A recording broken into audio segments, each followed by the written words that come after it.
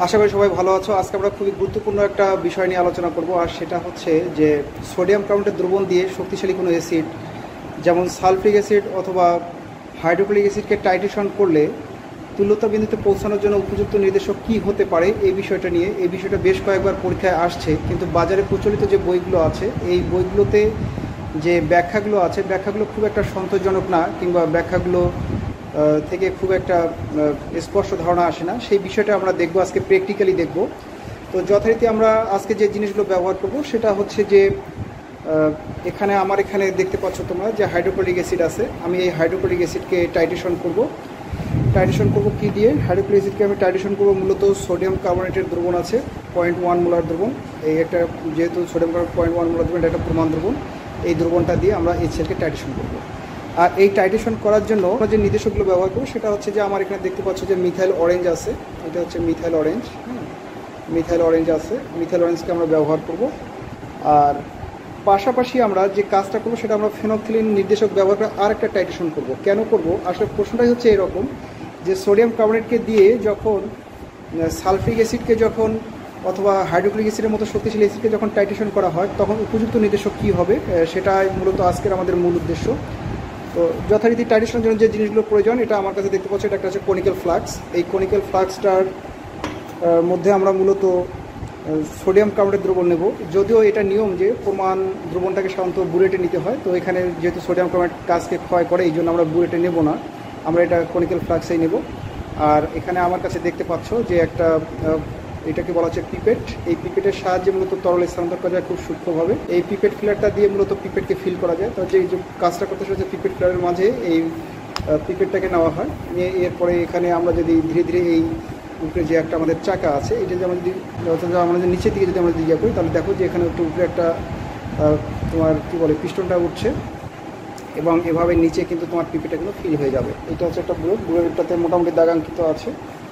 এখানে আমরা যদি একটু বলি তাহলে বলা যায় যে বুলেটটা মোটামুটি তোমার 0 থেকে অর্থাৎ 0 থেকে এখানে বুলেটের গাড়িটা হচ্ছে আমাদের বুলেট। হ্যাঁ, বুলেটটা মোটামুটি 0 থেকে শুরু করে এখানে 50 পর্যন্ত দাগাঙ্কিত আছে। এইটা হচ্ছে আমাদের স্টপ কক। স্টপ ককটা এখন আমরা লক করে দিলাম। স্টপ ককটা লক করে দিয়ে আমরা এখন এখানে HCl নেব, হাইড্রোক্লোরিক অ্যাসিডকে নেব। এখন আমরা HCl নিচ্ছি। তোমরা দেখছো যে HCl দ্বারা পূর্ণ হচ্ছে। এখানে তোমরা দেখতে পাচ্ছ যে HCl এর যে লেভেলটা সেটা 0 দাগ পর্যন্ত আছে, এখানে 0 দাগ পর্যন্ত আছে। ঠিক আছে, এখন আমরা এটাকে টাইট্রেশন করব। এখানে দেখো যে সোডিয়াম কার্বনেট নেওয়া হচ্ছে 10 মিলি। 10 মিলি করে সোডিয়াম কার্বনেটকে আমরা কনিক্যাল ফ্লাক্সে নিচ্ছি। এটা আমাদের কনিক্যাল ফ্লাক্স।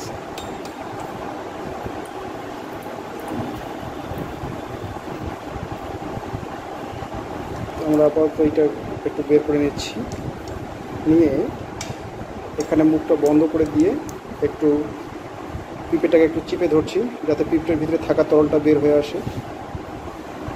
দেখতে পাচ্ছি না এখানে পিপের তরলটা বের হয়ে আসে। আমরা এখন কিছু নির্দেশক যোগ করব। তো প্রথমত আমরা যে নির্দেশকটা যোগ করব সেটা হচ্ছে মিথাইল অরেঞ্জ।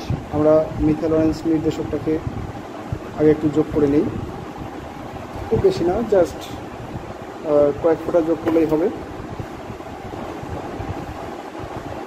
এখানে আমরা 3-4 ফোঁটার মতো মিথাইল অরেঞ্জ যোগ করলাম। মিথাইল অরেঞ্জ যোগ করে আমরা দেখতেছি যে আমাদের দ্রবণটার বর্ণটা বেশ হালকা হলুদ বর্ণের হয়েছে। টাইট্রেশনের আগে দেখো পাটটা কিন্তু 0 দাগে আছে, HCl 0-তে আছে। আমরা টাইট্রেশন করবো। এখানে একটা বিষয় খেয়াল করে দেখো, আমরা কিন্তু মোটামুটি টাইট্রেশনের শেষের দিকে পৌঁছে গেছি। ঠিক আছে, তবে আমাদের কালারটা এখনও স্থায়ী কালার হয়নি। আমরা একটু এখানে দেখবো যে আমাদের এখানে বিষয়টা কেমন হচ্ছে।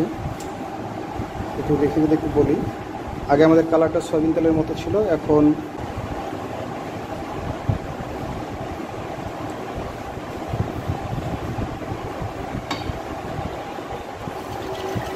মোটামুটি একটা স্থায়ী একটা গোলাপি বর্ণ হবে যে আমাদের মানটা এই জায়গায় আছে। এখন 20-এর চেয়ে একটু বেশি আছে, 20.1 20.5 মনে হচ্ছে। তো একটা বিষয় খেয়াল করে দেখো যে আমরা যখন 10 মিলি সোডিয়াম কার্বনেটকে কনিক্যাল ফ্লাক্সে নেওয়ার পর HCl দ্বারা যখন টাইট্রেশন করলাম তখন কিন্তু আমাদের 20.5 মিলিলিটার HCl এর প্রয়োজন হলো, ঠিক আছে। তো এখন আমরা এই কাজটাই করব, তবে এবার আমরা নির্দেশকটা একটু চেঞ্জ করব। এবার আমরা মতো ফেনোথ্রিনকে ব্যবহার করব, করে দেখি যে 10 মিলি সোডিয়াম কার্বনেটকে টাইট্রেশন করার জন্য আমাদের কতটুকু HCl লাগে। তবে এবার নির্দেশক হিসেবে ব্যবহার করব ফেনোথ্রিন, ঠিক আছে। এখন আমরা নতুন আর একটা কনিক্যাল ফ্লাক্স নিচ্ছি। এই কনিক্যাল ফ্লাক্সের মধ্যে এখন আমরা 10 মিলি সোডিয়াম কার্বনেটকে নেব। তো এখানে দেখো যে 10 মিলি পরিমাণ সোডিয়াম কার্বনেটকে নেওয়া আছে। নির্দেশক নিচ্ছি। তো ফেনোফেন নির্দেশকটা দেখতে পাচ্ছ যে স্বচ্ছ দেখাচ্ছে, একদম পানির মতো দেখাচ্ছে। এইটাকে আমরা সোডিয়াম কার্বনেটের মধ্যে দিচ্ছি। তো সোডিয়াম কার্বনেটের মধ্যে দিয়ে আমরা দেখি যে আমাদের বর্ণটা কেমন হয়। তো সোডিয়াম কার্বনেটের মধ্যে যখন আমরা ফেনোথ্রিনটা নিলাম তখন এটা মোটামুটি তোমার গোলাপি বর্ণ দেখা যাচ্ছে। এই বিষয়টা একটু ইম্পর্টেন্ট। এখন এটাকে আবার সোডিয়াম কার্বনেটের দ্রবণটাকে আমরা টাইট্রেশন করবো, যেখানে আমরা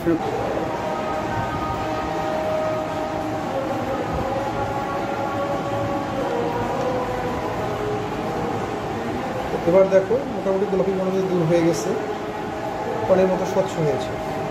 তো কালারটা মোটামুটি পানির মতো একদম স্বচ্ছ হয়েছে।